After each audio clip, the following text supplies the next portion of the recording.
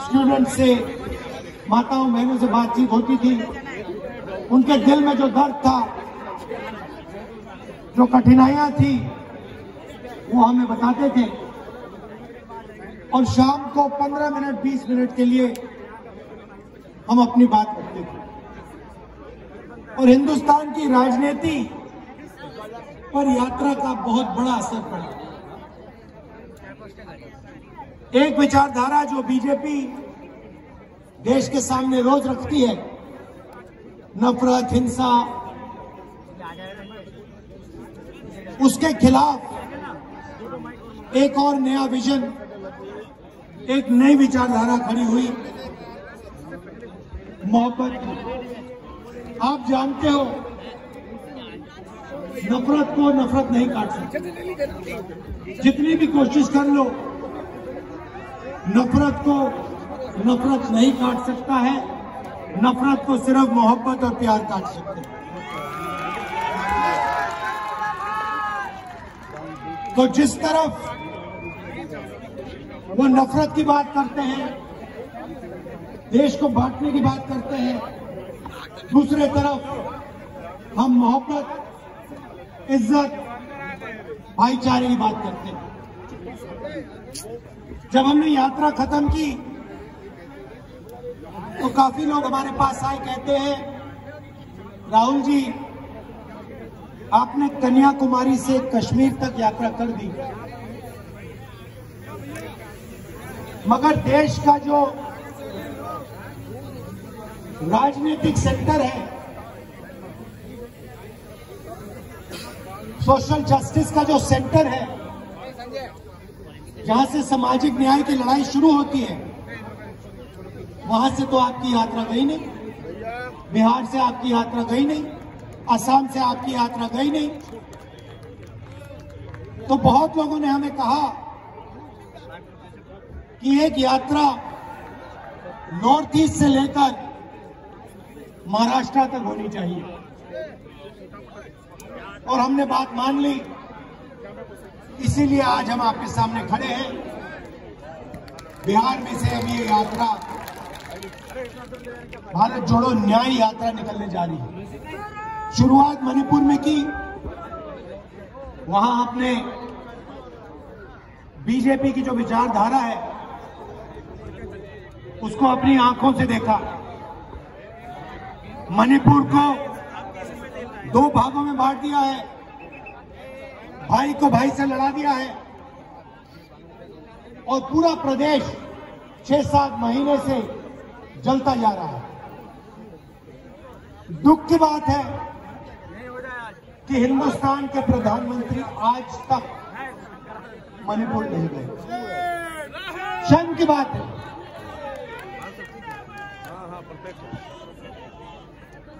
आज तक हिंदुस्तान के प्रधानमंत्री मणिपुर नहीं गए।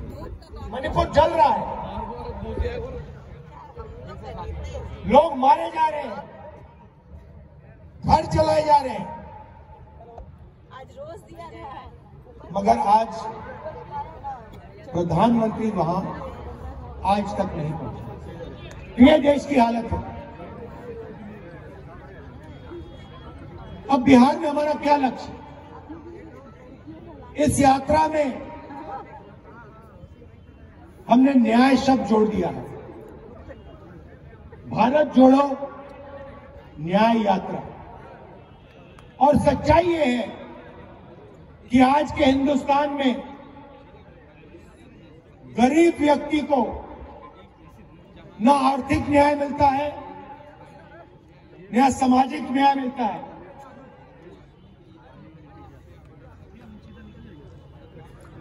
तो इसलिए हमने न्याय की बात जोड़ी है। मोदी जी की सरकार में 2-3 अरबपतियों को हिंदुस्तान का पूरा धन पकड़ा दिया जाता है, चाहे वो एयरपोर्ट हो, पोर्ट्स हो, इंफ्रास्ट्रक्चर हो, अस्पताल हो, यूनिवर्सिटी हो, सारा का सारा 2-3 बड़े उद्योगपतियों को पकड़ा जाता है, मगर जो हाथ से काम करता है, मजदूरी करता है, जो किसान खेती करता है, उसकी सरकार मदद नहीं करती। उसके लिए बैंक के दरवाजे बंद हैं और उसके लिए नोटबंदी और जीएसटी है। अरबपतियों के लिए बैंक के दरवाजे खुले, प्रधानमंत्री का अफसर खुला का ऑफिस खुला, सरकार के सारे दरवाजे उनके लिए खुले। तो यह बात हम आपके सामने रखना चाहते हैं, बिना सामाजिक न्याय और आर्थिक न्याय के ये देश प्रगति कर ही नहीं सकता है। ये खोखले शब्द हैं, ये जो विकास की बात करते रहते हैं, सामाजिक न्याय के बिना, आर्थिक न्याय के बिना ये काम किया ही नहीं जा सकता है। अंत में मैं आपको एक उदाहरण देना चाहता हूं। पूरा देश जानता है कि देश में सबसे बड़ी आबादी ओबीसी वर्ग की होती है। तकरीबन 50% ओबीसी वर्ग की आबादी है। 15% दलित है, 12% आदिवासी हैं, तकरीबन 15% माइनॉरिटी हैं। यह सच्चाई है देश की। यहां जो ओबीसी वर्ग के लोग बैठे हैं, मैं आपको बताना चाहता हूं कि हिंदुस्तान की सरकार को 90 आईएएस अफसर चलाते हैं। देश का पूरा बजट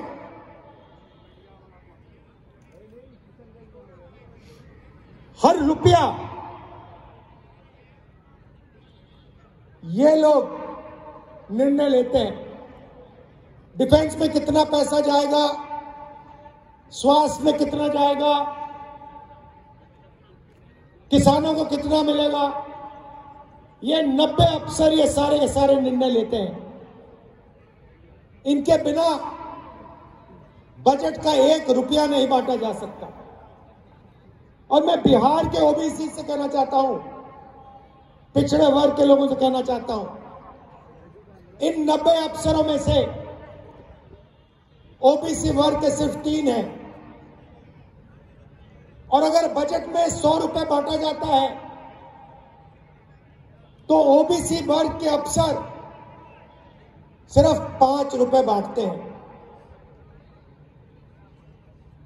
यह सच्चाई है और ये ओबीसी वर्ग के साथ हो रही है, दलित वर्ग के साथ हो रही है, आदिवासी वर्ग के साथ हो रही है। इसलिए हमने सामाजिक न्याय का सबसे क्रांतिकारी काम करने का निर्णय ले लिया है। भाइयों और बहनों, इस देश को पता लग जाना चाहिए कि इस देश में ओबीसी कितने हैं, दलित कितने हैं, आदिवासी कितने हैं, जनरल कितने हैं। उस काम को करने के लिए जाति जनगणना की जरूरत है। जाति जनगणना एक क्रांतिकारी कदम है। जिस दिन जाति जनगणना हो जाएगा, उस दिन देश के आदिवासियों को, दलितों को, पिछड़ों को, सबको पता लग जाएगा कि उनकी आबादी कितनी है। और फिर उससे पता लग जाएगा कि उनका हक कितना बनता है। जब तक सामाजिक न्याय के सवाल को हेड ऑन नहीं लिया जाएगा, तब तक ये देश आगे नहीं बढ़ सकता है। तो यात्रा में 2-3 तरीके के न्याय की हम बात कर रहे हैं। सामाजिक न्याय और आर्थिक न्याय, इनके बिना देश प्रगति नहीं कर सकता है। और यह बात हम बिहार की जनता को बताने आए हैं और आपके दिल में इसके बारे में जो विचार है, जो सोच है, उसको भी हम यहां समझने आए हैं। आपने इतने प्यार से मेरा स्वागत किया। सर आपका हो गया तो इस तरफ आ जाइए। हजारों लोग आए, आपने अपनी पूरी शक्ति, अपना प्यार इस यात्रा में डाला, हमारी मदद की। क्या ले रहे हैं? इसके लिए मैं पूरे बिहार को दिल से धन्यवाद करता हूं। आप एक बात मत भूलिए, आप एक बात मत भूलिए, जब भी देश में सामाजिक न्याय की बात हुई है, बिहार ने लीड ली है, आपने लीड ली है और ये आपकी जिम्मेदारी है, क्योंकि देश आपकी ओर देखता है। जब सामाजिक न्याय की बात होती है, पूरा देश बिहार की ओर देखता है। तो ये आपकी जिम्मेदारी है और ये आपको पूरी करनी पड़ेगी। मैं बिहार के हर नागरिक से कह रहा हूं, देश में प्रगति होनी है तो आर्थिक और सामाजिक न्याय की जरूरत है, और सामाजिक न्याय को आपसे बेहतर कोई नहीं समझता है देश में। भैया, ये मैं आपको याद दिलाना चाहता हूं। आप सबका दिल से बहुत बहुत धन्यवाद। नमस्कार, जय हिंद। राहुल गांधी जिंदाबाद, कांग्रेस पार्टी। अब यहाँ के स्थानीय विधायक धन्यवाद ज्ञापन करेंगे। इजहार साहब। अस्सलाम वालेकुम, नमस्कार। आपने आदरणीय राहुल गांधी जी के यहाँ आने पर जो प्यार मोहब्बत दिया है और आप इतने देश से इंतजार कर रहे हैं, इसके लिए मैं दिल के गहराई से शुक्रिया अदा करता हूँ। अपनी जनता की ओर से आदरणीय राहुल गांधी जी को मैं दिल की गहराई से शुक्रिया अदा करता हूँ। मैं उसके हार्दिक अभिनंदन करता हूँ। आप यहाँ वक्त दिया, इसके लिए बहुत बहुत शुक्रिया। अब हम लोग यहाँ से चल पड़े। बहुत बहुत शुक्रिया, धन्यवाद। जय हिंद, जय भारत, जय कांग्रेस, जय बिहार, जय किशनगंज। जोड़ो जोड़ो,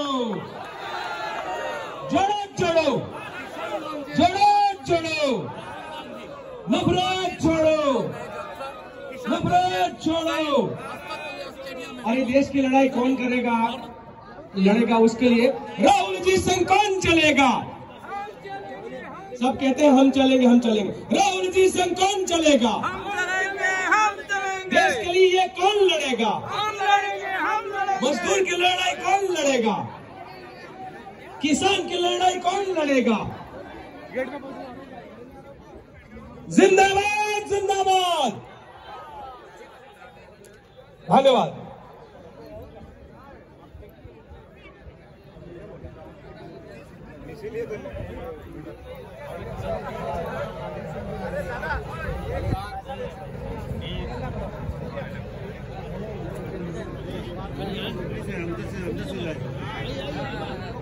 गेट के पास ही जा सकते हम लोग, और उससे आगे कहाँ जाओगे?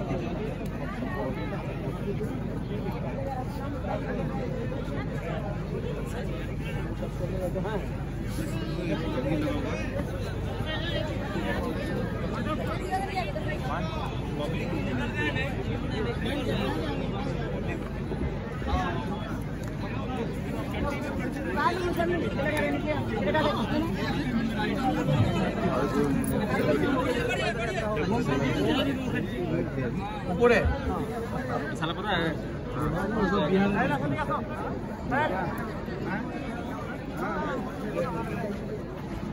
पूरा जगह दीजिए, चलेंगे।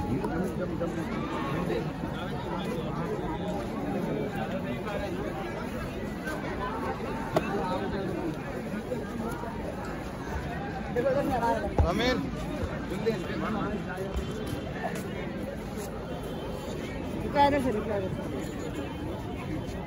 सब आदमी आपको तो छोड़ना।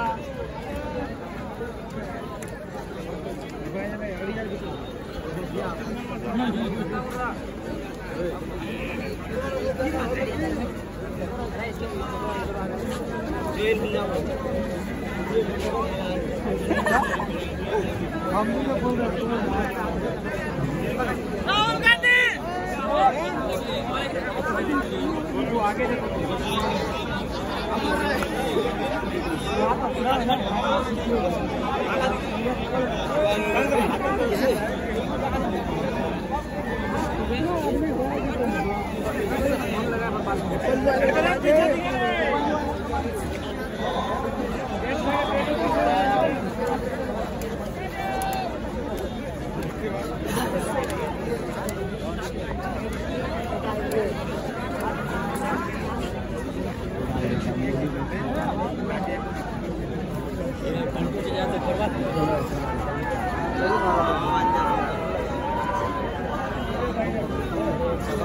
अच्छा कौन चैनल पे आएगा? यही वाला है।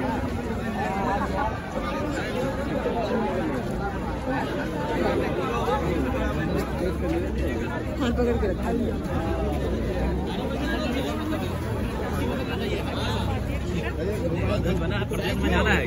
हंसी है ना थोड़ा गुस्से में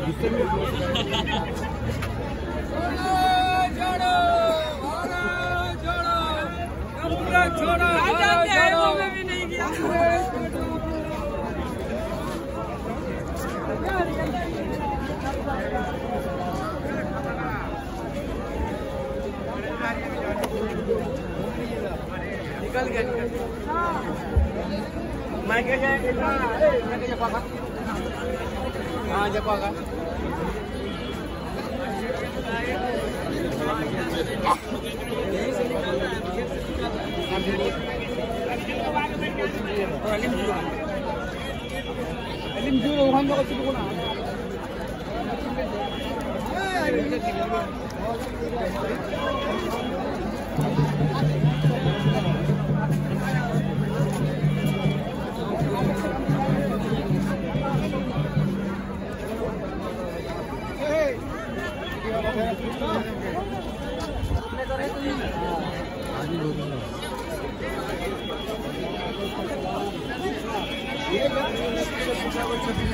हाँ हम तो दोबारा आ गए।